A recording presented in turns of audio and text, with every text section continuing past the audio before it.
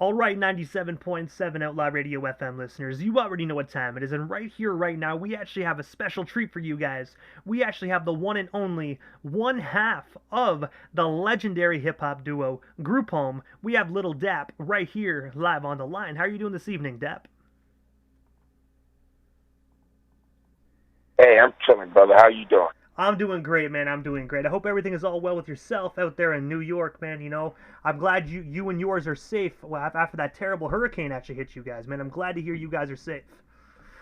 Yeah. Definitely, yeah, all right. Definitely safe by here. Definitely, definitely, definitely safe by here. You know what I mean? But Dap, I know you're a very busy individual, man. So I'm going to dive right into this interview. But I have to ask you, man. I want to take you back to the year 1992, where you actually made your debut on the Gangstar song titled "I'm the Man." I was wondering if you can tell our listeners a bit more about that, and of course, how did you originally get connected with that legendary hip hop duo? With the I'm the Man project. Correct, yeah. Well, I was with Goo. Goo actually took me a part of that project and things of that nature. So he actually, handled all that. So that was one of those situations. Like me being around him all the time and stuff like that. So it was just a matter of time of us, doing something together. You know what I mean?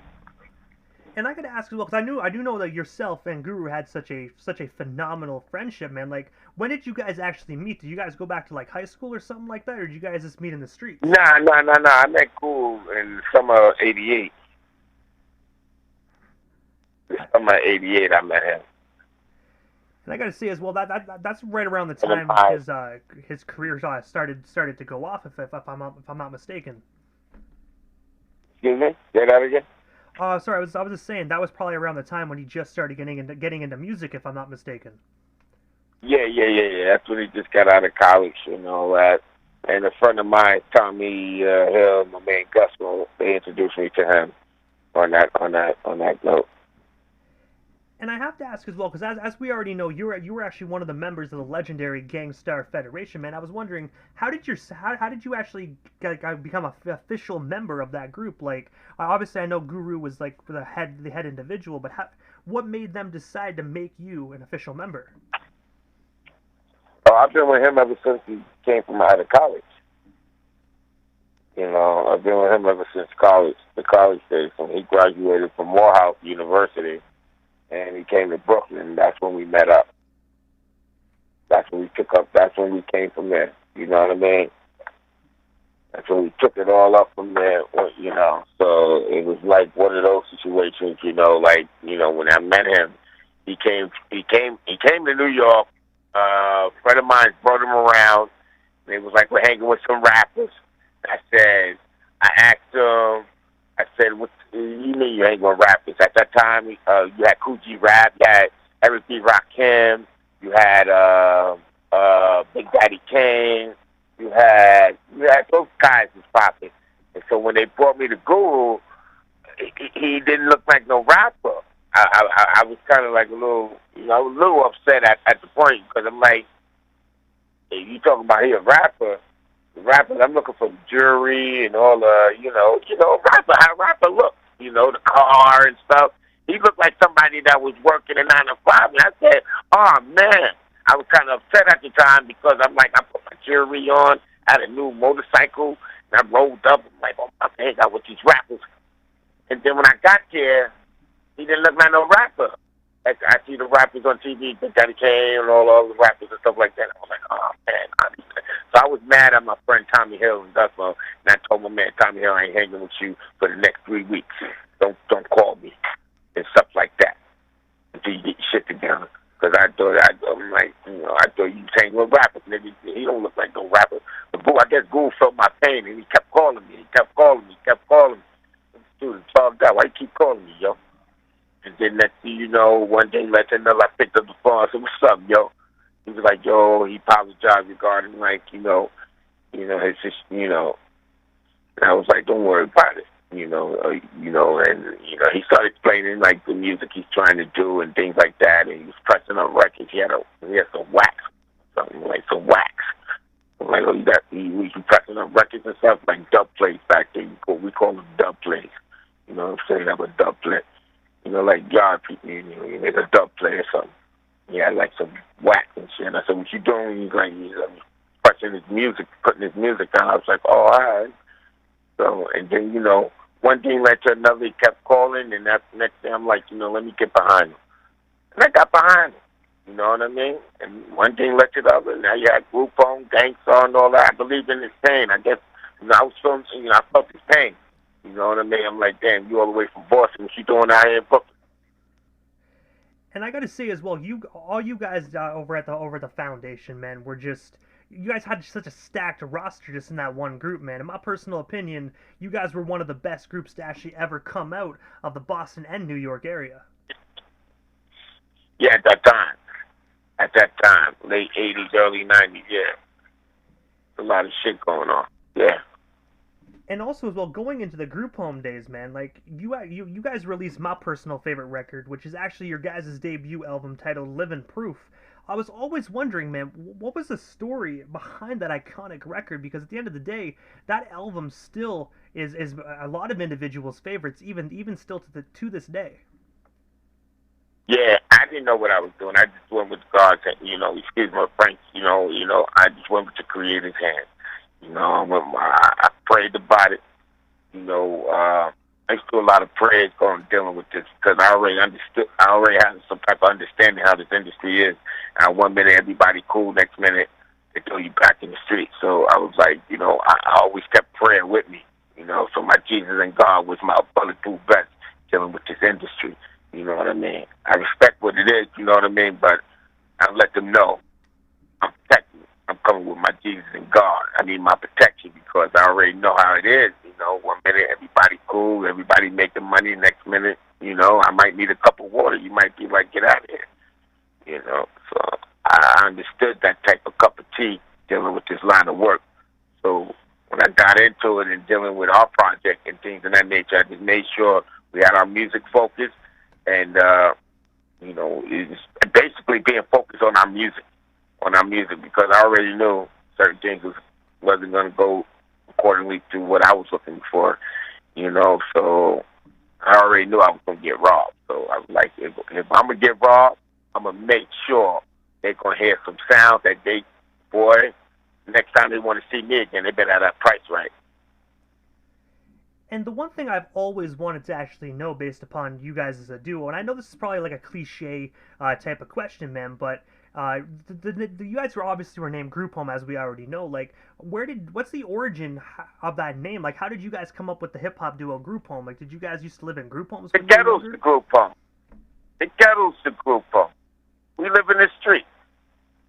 We live with the people. We live with people who don't have. We live with people who that's unfortunate. You know, we amongst these parties. You know, I don't live in no fucking Beverly Hills and nothing like that. I couldn't tell you how it lives out there, you know, but I can tell you about what goes on out here in these streets and what these people going through. I can tell you about welfare. Ain't nobody in Beverly Hills can tell you about welfare. I can tell you about it, you know, because I'm around these people. So I take their pain and put it to our music. That's the Group Home to me. You know what I mean? We are one big Group Home. That's it. And also as well, going into your solo career side of things, man, in 2004, you actually had the opportunity to collaborate with the late, great Sean Price on his track, Straight Like That. I was wondering, how did yourself and Sean get connected? And of course, what was it like being in the studio with that fellow talented, late, great individual? All right, to my brother. He used to always come to the barbershop we had in Brooklyn. He used to come over there and chill with us. And be a cousin, you know, he's from the neighborhood. And but he used to come over there and chill with us and stuff like that and be in the barbershop. So it was a matter of time we was going to collaborate and do something, you know, because he used to always be over there with us, come to the barbershop and chill with us and stuff like that. We didn't let everybody come through like that, but he used to come through and chill with us. And him and we start talking about doing the track and things of that nature. And yeah, one thing led to another. We went to the studio, and that was it. And I gotta say as well, man, it was such a sad day when he actually left, man. Because he's such a talented individual, man. I remember hearing the news back in the day, and I was like, no way, man. Like he was one of those superstar artists. Yeah. Yeah, it was just, I felt, it's the same way I felt when Gould passed away, you know what I mean?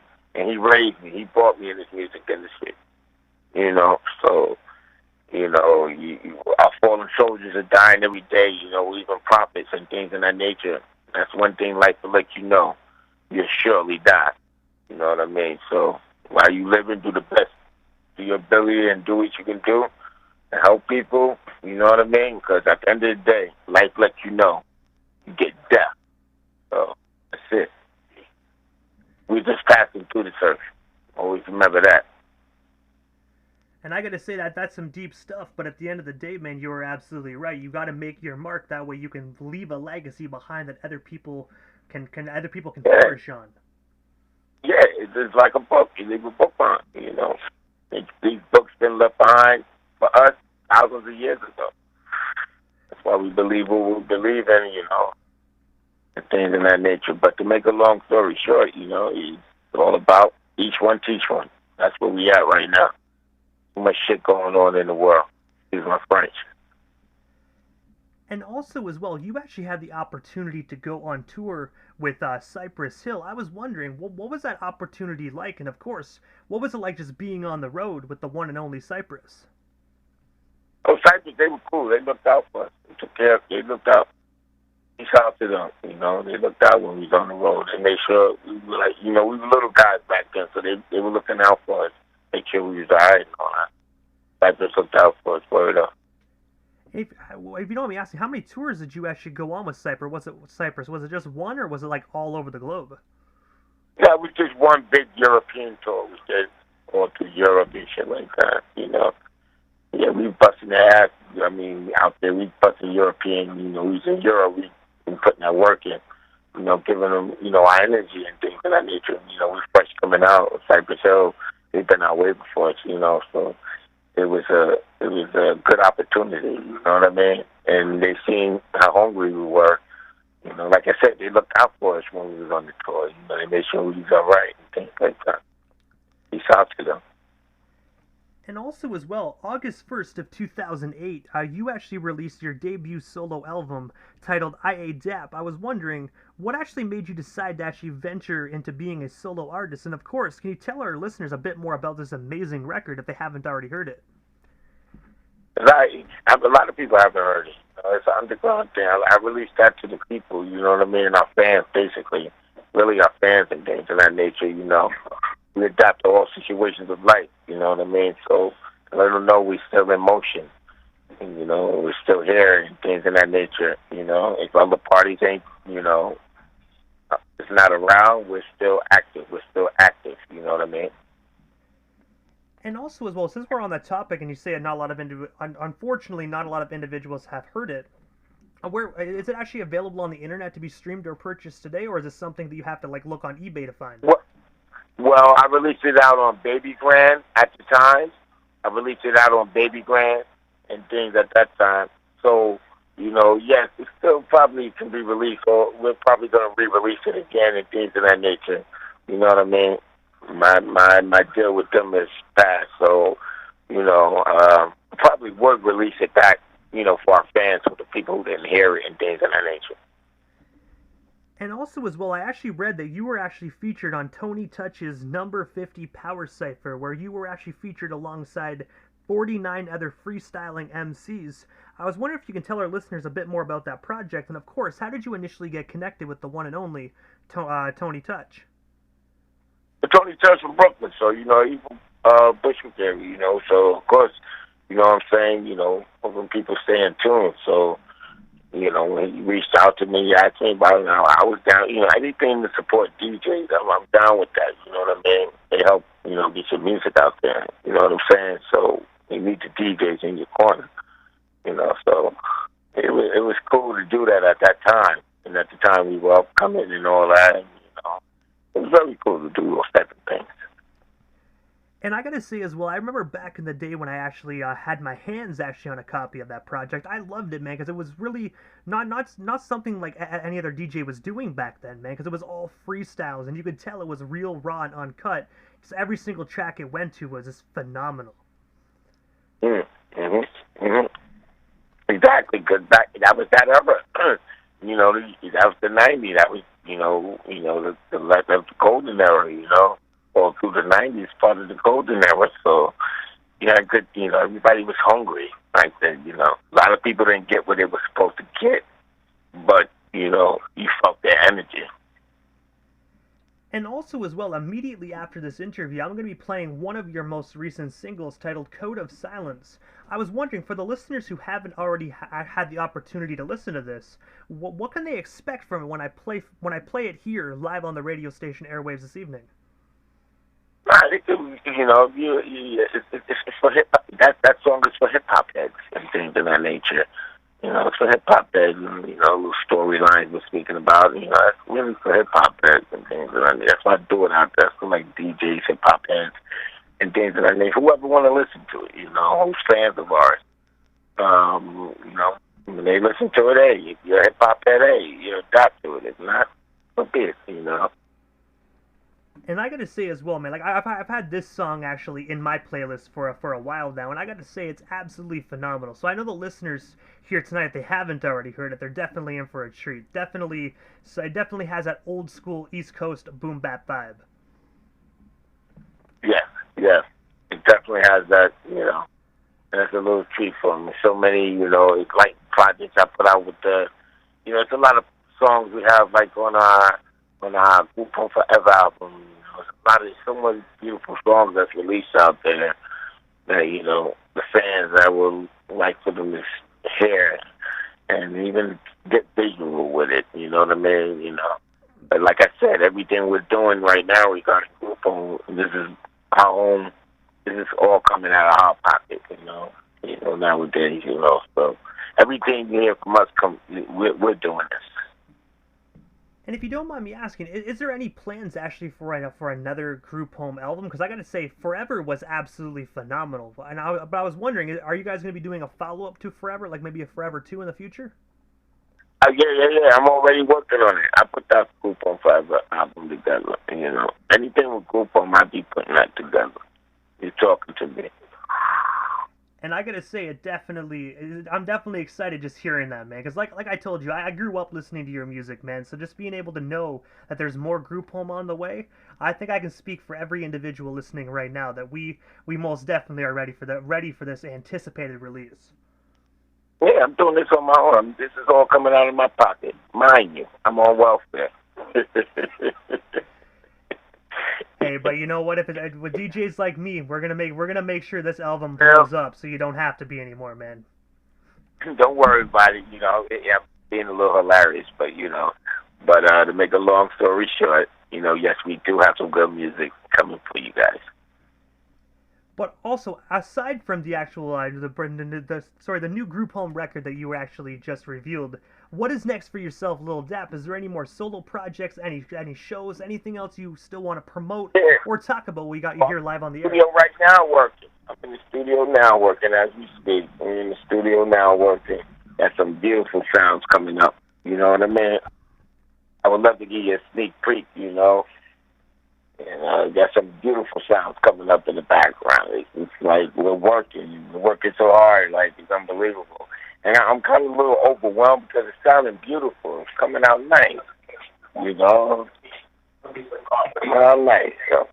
Hey, I gotta say, it's always good when it comes out nice, you know what I mean? At least you don't gotta fix up a lot of stuff. I'm cool. I ain't asking nobody for nothing. I'd rather tighten my belt, If I'm gonna ask somebody, I'll go to prayer for it, Otherwise than that, get that music out. Let's get that music out. Get that music out. But also, Lil Dap, man, before we wrap things up, man, this is the time in the interview that I give a chance for the individual that does slide into the radio station airwaves, just like a chance to give shout-outs to whomever they want to give shout-outs to, but most of all, man, your social media handles. That way our listeners can follow you and stay updated on everything Lil Dap and Group Home if they're not already doing so.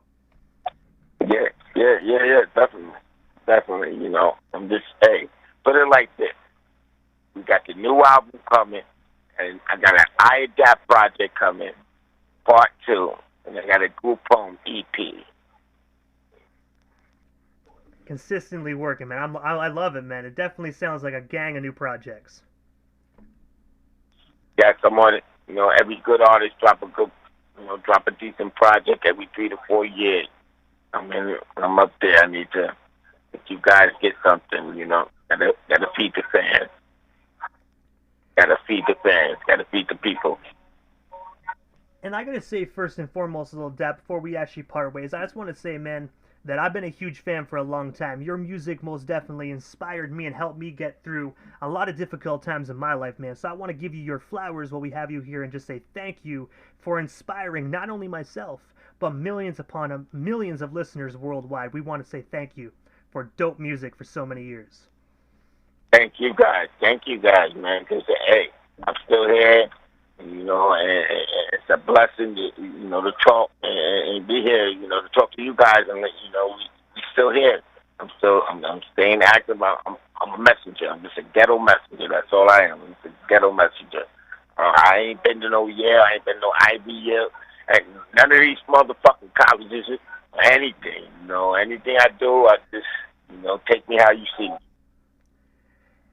And I gotta say, Lil Dap, thank you so much again, man. And I hopefully down the line we can make this happen again sometime soon, man. You have my number.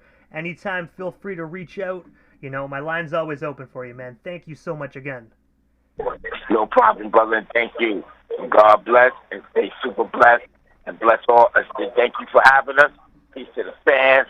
Peace to everybody out there. We got these new acts coming out, and you ahead. I'm gonna put the Batman signal out, and you gonna know. Hey, it definitely sounds like a plan. We most definitely will watch out for that signal. Thank you so much again, Lil Dap, and definitely enjoy your time in the studio, man. We're definitely looking forward to the finished product. Thank you very much. Y'all have a blessed evening. You as well. Thank you.